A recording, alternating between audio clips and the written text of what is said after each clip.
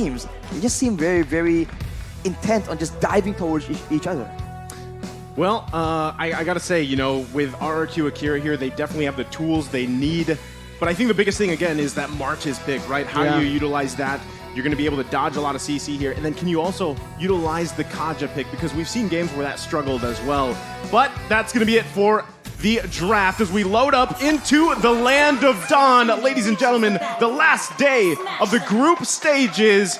RRQ Akira versus S11 Gaming. Oh, you can already see the group up from both of the teams, right? They're just swapping sides right now as both teams, again, are just looking to just help their junglers get the buffs normally. Both junglers opting to go for the purple buff here. Yeah. So it's a very interesting path they're going to take. There's one thing that's very interesting, though, yeah. Papa Dog. Is that it? Is that what I was going to point it out to you, man? Weapon mastery, right? He didn't go for it. He went for high and dry here, which is interesting. What do you think about this? It means that he is going for a lot of 1v1 damage coming in. But of course, on the side of RRQ Akira, they also actually went for the Martis in the EXP lane instead. So both teams, again, going to be very aggressive. But I do think that as far as wave clear goes, RRQ Akira has a bit of a lead with the Beatrix, with the Lunox, as well as the Martis. So I think in the early game, that kind of speed and how you can rotate will be critical in deciding who arrives to the fights first. See, this is why it's so interesting with drafts, because both teams super flex, right? We didn't initially we were like, where's Joy going? She goes in the jungle, okay. Then you have the Kadita in the mid lane not roaming. You have the Cho on the roam, and on the other side, same thing. You actually have the Fredrin in the jungle, right, doing that. And then it was the Martiz, who we have seen in the jungle as well often, but he's in the hands of Takashi here. And that matchup alone, Takashi versus Papa Dog, I feel like it's going to be tough for Takashi to get a kill here, whereas Papa Dog could possibly get an early one if he is able to utilize that high and dry emblem. And you can see the team focusing on the bottom side. Already, right early on, Takashi, though, on the Martis. That's why they actually opted to put the Martis in the XP lane instead of the jungle. And instead, they went for Fredrin in the jungle, which is, again, a weird style, because usually we do see the Fredrin get placed into the XP. But now King is already rotating towards that turtle side, going up against Papa Dog, Jawton, and Erwin. As Erwin jumps in with Way of the Dragon, able to actually bring King all the way back when Takashi looks for a steal. The Divine Judgment comes in onto Jawton, but it's still going to be S11 who takes the turtle. Both teams disengaging, and S11 walk out with the favorable trade. No one gets taken out, but that is a very quick maneuver from S11, and I thought that RRQ Akira were the ones that were going to put a trigger, because if you look at the composition, they have a lot more burst damage they can play around with, whereas for S11, they have a lot more outplay potential, but it seems like they are the ones that will be picking up first blood. First blood by S11 and Chan. This is what we said in the keys to victory. He needs to start popping off. Yeah. Picks the Kadita, flashy hero, does it. Erwin, with the way the Dragon and the Jeet Kune Do, brings King back, and that might just be a kill. King can't dash away. Sagan tries to look for some compensation, but it is not enough just yet. S11 off to a great start here. And yes, like you mentioned, right, Kadita, if you can get these early kills, you've got that last worship here. You also have the Petrify, which again has been debated. You know, do you run with the Flaker? Do you have the Petrify? Obviously, a lot of more people would opt for the Petrify for that combination to get out one member from RRQ Akira. But already, is there anything that sticks out to your eye here, Arashi, for the emblems? Of course, we talked about the high and dry already, but we can see actually in the mid lane though, a play happens to interrupt the analysis yet again. This is gonna be a spicy one, boys. They just don't like you, Arashi. They don't want you to talk, bro. I understand. Okay, you understand, right? But Erwin has just been massive here.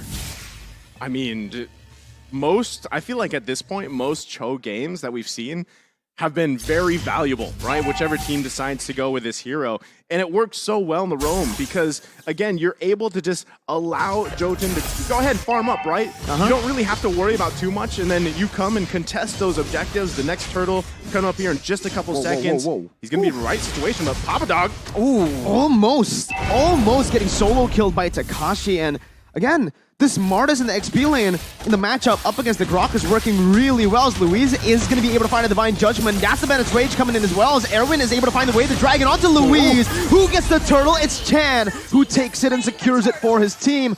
Both roamers falling, but again, S11 walk out with the better trade. That's a collateral turtle take from Chan with the rough waves.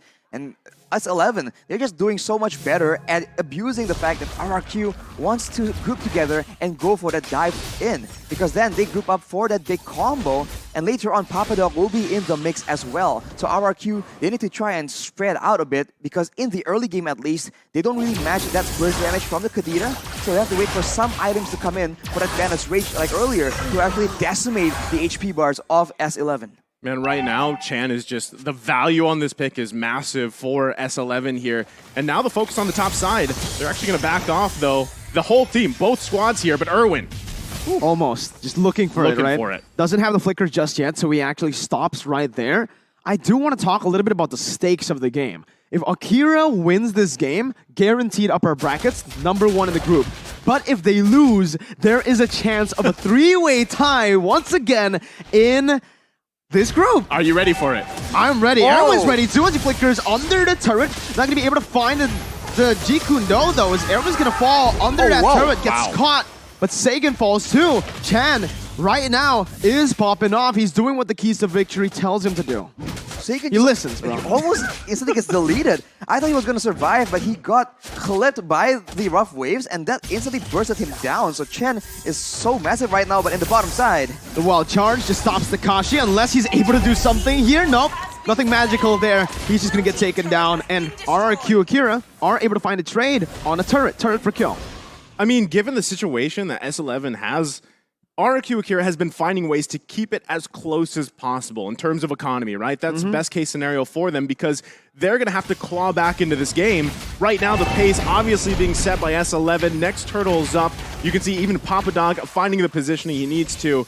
And Luis doesn't have Divine Judgment, right? So this is most likely going to be another turtle going in the hands of S11, furthering their lead here objectively, and they'll be able to play around this as pretty much all of their members getting very comfortable in terms of itemization at this point in the game. This is why it's so difficult when you go for so many late game picks. We saw a similar story from Blacklist, but they are forced to concede so many objectives in the early game. But fortunately for them, they're still able to match these structure takes and even have a bit of a lead. Taking a look at the items right here, Hunter Strike for Takashi means that he can be a lot more aggressive, but Gusta Lagusta with the Blade of Despair will start doing a lot more damage, especially to the Squishier members. But of course, once the Lightning Punch from Chen is completed, the already insane burst will get even worse for the side of RRQ Akira. Takashi was looking for a steal there, but will be caught on the wild charges. Erwin comes in to rotate, but Jotun's just going to be able to slay him down. The Divine Judgment comes onto Erwin right now as King is able to find a taunt. Sagan picks up the kill, a 1-for-1 right now. Ooh, Chan still able to get out. Jotun, once again, jumping back and forth, trying to get that last proc, but will just decide to disengage as Sagan comes in, just dealing some damage. And that whole time, Gusta Lagusta almost got taken out on the bottom side by Kai. So, I mean, that's just showing how much of a sort of vacation mode Kai has had. There might be focusing here on the bottom side, but Jotun not even going to let King and Luis get close enough. Still, though, Luis doesn't have the Divine Judgment. This is what RRQ Akira has to do. They have to play around Luis, and that's kind of been the trend for them throughout the group stage, is Luis finding those sets, whether he was playing the Lolita, whether it's the Kaja here. And still, if Gusta Lagusta can continue to grab a couple kills here and there, he's got weapon mastery himself, he will be a threat as the game goes on here. Luis, we have seen that he really does do a lot more flashy things when he has AoE crowd control that can set up his whole team for a big fight. But whoa, King!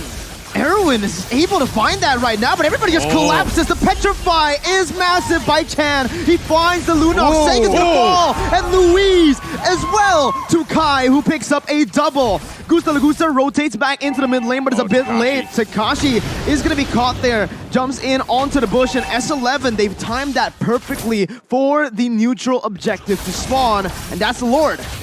I wonder if RRQ Akira can be considered doing good or bad right now, because they've been losing a lot of fights, but at the same time, they've been able to minimize the gold difference, the structure difference as well. But now with S11 taking that Lord, if they play the macro game properly and manage all three waves at the same time, they have a chance here to, at one fell swoop, just break down multiple turrets from the side of RRQ Akira. Man, Erwin still, just finding these little moments here. We're going to take a look at the replay in just a second, presented by TikTok here. Look at that, right? This is what we call the TikTok play in the Philippines. Comes in with that combination and doesn't die. Like, he's able to survive as well. And then the double there from Kai. That is a massive value here for S11. What? Whoa, hey, yo, what happened? What happened? Chan just got caught, and Jotun's looking for that ambush. Luis is going to be taken low. He doesn't have the Divine Judgment, and Jotun's just going to be able to walk him down. Takashi on the back, forced to flicker out very low. Jotun gets traded back as Gusta Lagusta picks up a mega kill. But man, it's just action everywhere, and they don't stop. They're still going. Sagan comes in with Wild Charge, will cancel that damage out. Erwin jumps in, now bringing him back with Wader's Dragon. As Kai is going to be able to actually deal the damage back onto him. But Gusta and King traded back once again, and it's a shutdown over to Gusta. Man. This is a tough situation here because multiple shutdowns were picked up by Gusta Lagusta in that fight. Look at the damage right now. Okay. Out of nowhere, he is 6-0. Okay. The Beatrix does damage. Right. What was wrong with all the other Beatrixes at M4? What's with the win rate? Yeah. Well, he's 6-0. It's Gusta Lagusta, man. He's 6-0. He has the weapon mastery. And just a couple minutes ago, we were like, at one point, Gusta Lagusta, if he can continue to farm up, he is going to be a threat. And this is now. Now we're here, right? This is exactly what we're seeing. They get some more space on the map that they need. They even out the turret situation. But still, S11 is not out of this, right? They still do have quite a bit of control. They've got setups here. But Erwin, at this point, has to be much more careful in the way that he approaches these. And the same thing, Luis, now that he has Divine Judgment, he's feeling a little bit more confident, especially with Gusta Lagusta popping off at this point. He could find a setup that he wants, and then that's an immediate -1 for S11. It's going to be way harder for S11 to pull off their composition in the later stage of the game, right? They need to use their burst really efficiently towards that back line, and it's Sagan and Gusta. Thing is, Sagan can go invulnerable, and Gusta, the longer the game goes, will have some defensive items, will be a bit harder to catch. Meanwhile, for S11, most of them are open, and most of them can't really, take the prolonged fights here. It's just Kai, but just as I say it, again, Gusta Lagusta, he's dealing a lot towards Papa Dog on that high and dry. See, that's the thing. As we just said, Luis will pull those into Gusta Lagusta, find a kill, but Chan, though, Chan still has the rough waves. Is going to be able to get out of that one. A good snipe over just to poke Erwin down. But RRQ are doing good right now. They've gotten the turrets down, and they can actually just wait it out. Play the long game, unless Erwin gets caught here, and that's just a legendary picked up by Gusta. That's insane, What man. is Gusta? What? This man's insane! It's such a tough situation right now because Gusta is relatively survivable. Wow, that's a lot of damage, but he has a Has Claws as well, so he is sustaining a lot in these fights, and later on, Luis can transition from being an engage tool to a peel tool to ensure that Chan or Jotun, anyone who just dies in the back line, can get instantly shut down and destroyed by the damage coming in from the 8-0 right now, Gusta Lagusta. Oh, look at Chan. He's looking for a setup here on Gusta if he can find it. Oh my god, Sagan actually reads it out. Chan's still able to dish out the damage, but again, that's where the Lunox comes in handy. I thought I was going to hit, and then he's going to go for Luis ult, on the and then he hunt, goes though. for the hit. But yeah, Luis is on the hunt. Not really going to be able to commit just yet, though. So, both teams just disengage unless Papa Dog gets caught with Wild Charge. He is going to be able to turn it back around onto RRQ Akira. Luis is going to be sprayed down right there as Gusta still dealing a lot of damage in the back. Flickering out to safety as he's going to be able to kite for a bit, but King will fall to the hands of Kai, who's still running wild on RRQ Akira. And there's a triple kill, and in the mid lane, it's a 1v1 where Chan's going to be able to actually deal out the damage to shut Gusta down. Takashi coming back at it, getting the decimate, and getting a trade back in. It's a 4-for-1. Out of nowhere. That's a 4-for-1 after securing the Lord. Both these teams right now, after taking a Lord, has gotten taken out very decisively. What is going on? RRQ Akira, they stood there with 2 members in that late game in a Lord push situation. I mean, now we've been talking about Gusta Lagusta, and Kai has heard it, and he's like, what about me, right? He's 7-1-3, just had a massive play there. So either way, this game can be anybody's game.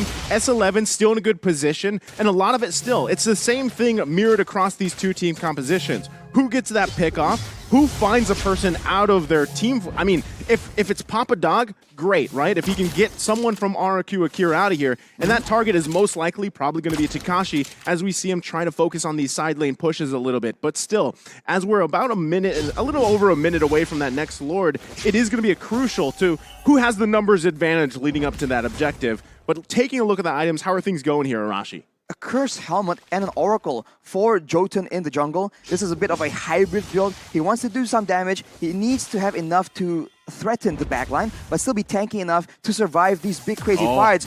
As I'm analyzing, the fight breaks open again, Mirko. That Divine Judgment was massive, finds the member, but Chan's gonna be able to trade it back. On the Sacred Antagusta! Kai is still dashing away. Uncut Kai is the way of the dragon, brings King back, locks him down for Jotun to deal the damage back in. Erwin with the Jeet Kune Do knocks him up. It's an upset in the making once again, as it's another 4-for-1.